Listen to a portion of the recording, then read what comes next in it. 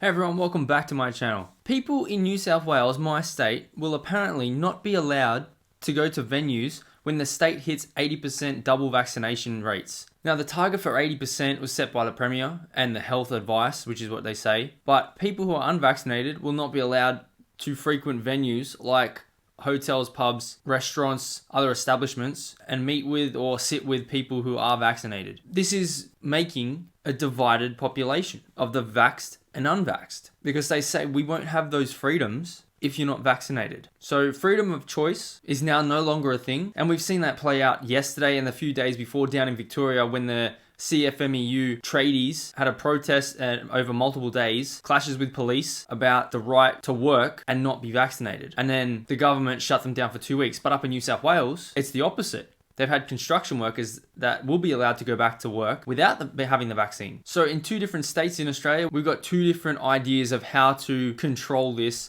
and move forward with this vaccination target. Just another thing we're going to go through in this one is the rhetoric we've heard since 2020 to 2021 is vastly different, and I believe it is one reason. I know I'm in Australia, but I'm going to say it because Trump isn't in office anymore and Biden and the Democrats are in power. They have fully turned the opposite way in the rhetoric, and I'm going to show you how.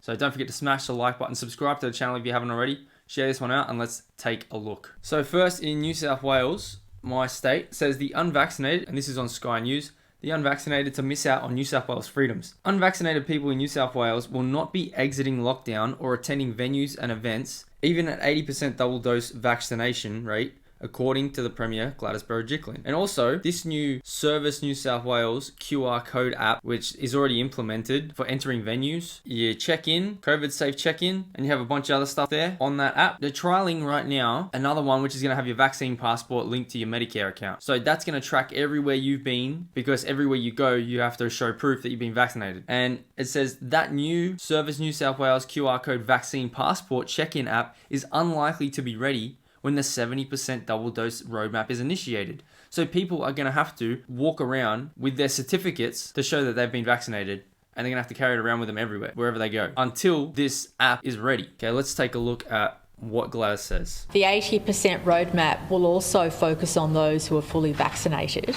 and the government is considering when those that are unvaccinated will be able to rejoin those activities. So she said the government's working out what unvaccinated people can do even when 80% are vaccinated and out in the community. Because I thought that if you're double vaccinated, you gotta stop saying fully vaccinated, because we've seen Daniel Andrews in Victoria say you're gonna have to have booster shots forever. If you're double vaccinated, you're protected. So if you're sitting with or in a restaurant or somewhere with unvaccinated people and you get sick, that means you're protected. You are less at risk to be hospitalized or severely ill. That's what Dr. Fauci says. You're less at risk to be severely ill and hospitalized, because we know it doesn't stop transmission, but it stops hospitalization more. So if you are double vaccinated and you're sitting with an unvaccinated person, who do you think's more at risk? And why would you worry about them passing it on to you when vaccinated people still transmit the virus? That's the one that's got me stumped. I don't understand how people can sit there and say,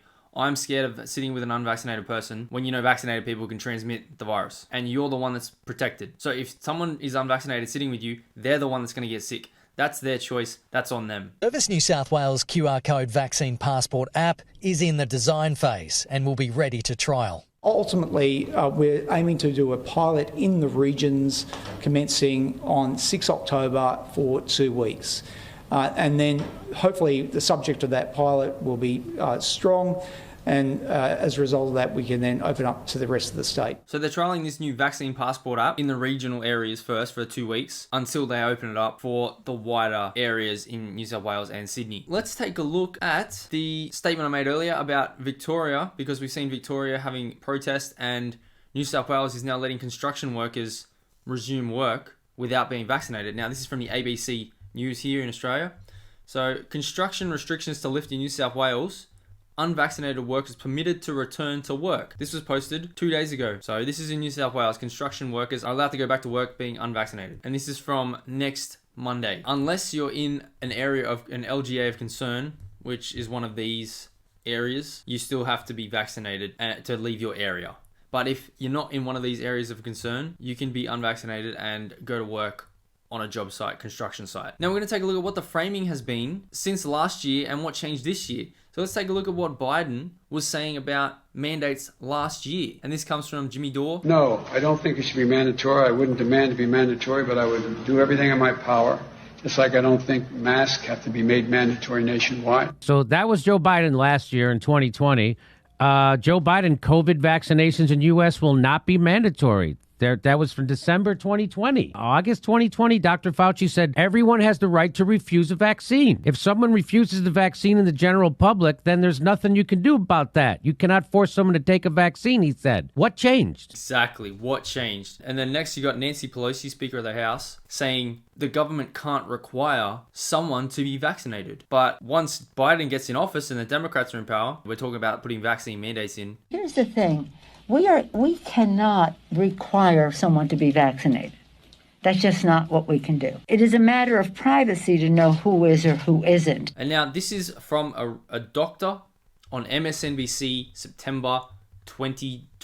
Dr. Lippy Roy, so medical contributor to MSNBC, an internal medicine physician. We need absolute reassurance that this medication, this vaccine, has undergone all the appropriate phases of clinical trials in terms of safety and efficacy. And so as you probably know, the vaccines that are undergoing clinical trials right now, phase 3, that's that phase where it's testing not only a large number of people, 40,000, but it's not just the number, but it's the timeline. It's monitoring for possible potential adverse events. You can't just notice those things in just 20, 30 days. If there are neurologic manifestations, cardiac, rheumatologic, autoimmune, that's going to take months to reveal. So September 2020, they're saying everything that the quote-unquote anti-vax people are saying. We don't know what's in this and the adverse effects that could happen down the road. And that's what this doctor was saying September 2020. Now she's talking about the issue of how fast the vaccine came out, because she said that usually they take up to 4 years at minimum, but this one's happened in a year. And so my concern is that we're really rushing through this vaccine development process. And just to remind your viewers, Katie, the fastest we've ever developed a vaccine for safe delivery into patients has been 4 years. The fact that we're trying to do this for this novel disease in less than a year, it makes a lot of us quite skeptical, Katie. Wow. That's a doctor, medical doctor, in September 2020, talking about how fast and potentially rushed this vaccine is when Trump was in office. And then this MSNBC host goes on to say how politicized that it's all been under Trump, how he's politicized other government agencies, and how now he's taking over politicizing public health departments. The president has politicized everything, every institution that we have, the FBI, the DOJ, but now also the FDA and the CDC are public health institutions by pushing through emergency approvals for things like plasma or hydroxychloroquine. The way I would reframe polling questions to the public is, how willing are you to take a vaccine that's going to be inside of your body for the rest of your life, that has not undergone the most rigorous safety and testing processes? So you had the MSNBC host talk about how politicized this has all been, and she asked the question, how can you trust it? And then you got the doctor saying the same things that the quote-unquote anti-vax movement has been saying, or posing the questions. How willing are you to take a vaccine that's been quote-unquote rushed, this is what this lady said, to put in your body? This is the my body, my choice argument. And this is coming from the doctor in 2020. Everything that they're saying that the quote-unquote anti-vax movement is saying, what we're being told to put in our body, and we have no idea, and it could be rushed. So last year, it's okay to say that from a doctor on MSNBC, but if you say that this year, you're far-right anti-vax. And if it's framed in that way, knowing that this vaccine could have adverse consequences, my guess is that the numbers would be much lower. She even said, if you framed the question to the public that way, if you knew it was rushed and potentially harmful because you don't know what's in it, then I think the numbers of polling people of who wants to get the vaccine would be much lower. So I don't know how much more evidence we need, but I'll just show you this anyway. So we've got Chris Rock, entertainer, actor, who is vaccinated and says, hey guys, I just found out I have COVID. Trust me, you don't want to get this, get vaccinated. So someone who is vaccinated got COVID. That means if you are vaccinated, you can still get COVID. There it is. You can still get it, you can still pass it on. It can still be transmitted. And we also had an Australian Olympic gold medalist, swimmer, got the COVID. So you can still get it even if you're double vaxxed. The last thing on Sydney, New South Wales, is they say 80% targets, everyone can go back if you're double vaxxed. Oh, exclusive. The City of Sydney has cancelled this year's New Year's Eve family fireworks display despite New South Wales scheduled reopening in the coming weeks. So they've already cancelled something for New Year's Eve, end of December, when it's still just nearly the end of September. So we got another 3 months till this and they've already cancelled it. Why? It's going to be way past the 80% target. That's the world we're living in. Freedom is dead. Let me know your thoughts in the comments below. Be sure to smash the like button, subscribe to the channel if you haven't already. Share this one out, and I'll see you in the next one.